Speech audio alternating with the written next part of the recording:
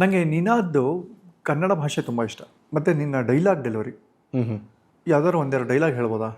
ನನ್ನ ಡೈಲಾಗು ಹೇಳೋದಕ್ಕಿಂತ ಅಣ್ಣವ್ರದ್ದು ಡೈಲಾಗ್ ಹೇಳ. ಪ್ಲೀಸ್. ಕಾನ್ಫಿಡೆಂಟ್ ಆಗಿದ್ದೀನಿ ಅದರಲ್ಲಿ. ಬಬ್ರು ವಾಹನ ಅದರಲ್ಲಿ ಬಹಳಷ್ಟು ಎಮೋಷನ್ಸು ಬಹಳಷ್ಟು ಕಲ್ತಿದ್ದೀನಿ. ಅದರ ಒಂದು ಸಣ್ಣ ತುಣುಕು. ಲಜ್ಜೆಗೆಟ್ಟು ಒಂದು ಹೇಡಿಯಂತೆ ಕಾಲಿಡಿಯಬೇಕಾದರೆ ನೀನು ಜಾರಣಿಯ ಮಗನೇ ಇರಬೇಕು. ಆ ಜಾರಣಿಯ ಮಗ ಬೋರ್ಕರೆದು ನುಗ್ಗುವ ಪ್ರವಾಹವನ್ನು ಪ್ರತಿರೋಧಿಸಬಲ್ಲೆ, ಕಾಡ್ಗಿಚ್ಚನ್ನು ಕಾಲಿನಲ್ಲಿ ಮೆಟ್ಟಿ ಅಡಗಿಸಬಲ್ಲೆ, ಬರ ಸಿಡಿಲ ಬಡಿತವನ್ನು ಬರೀ ಮುಷ್ಟಿಯಲ್ಲಿ ಹಿಡಿಯಬಲ್ಲೆ.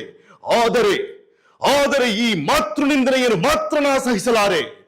ಅರ್ಜುನ, ಮಲಗಿದ್ದ ಮೃತ್ಯುದೇವತೆಯನ್ನು ಬಡಿದೆಬ್ಬಿಸಿದೆ. ಮಾತೃದೇವತೆಯ ಪಾವಿತ್ರ್ಯತೆಗೆ ಮಸಿ ಹಚ್ಚಿ ನಿನ್ನ ಚಿತೆಯನ್ನು ನೀನೇ ಸಿದ್ಧಪಡಿಸಿಕೊಂಡೆ. ನಿನ್ನ ರಕ್ಷಣೆಗೋಸ್ಕರ ತ್ರಿನೇತ್ರನ ಉರಿಗಣ್ಣೆ ತೆರೆಯಲಿ, ತ್ರಿವಿಕ್ರಮನ ಸುದರ್ಶನವೇ ಅಡ್ಡ ಬರಲಿ. ನಿನ್ನ ಸೊಕ್ಕಿನ ಮಾತುಗಳಿಗೆ ತಕ್ಕ ಉತ್ತರ ಹೇಳಿ ನಿನ್ನ ರುಂಡ ಮುಂಡಗಳನ್ನು ತುಂಡರಿಸಿ ಚಂಡಾಡದಿದ್ದರೆ ನಾನು ಚಿತ್ರಾಂಗದೆಯ ಮಗ ಬಬ್ರುವಾಹನನಲ್ಲ.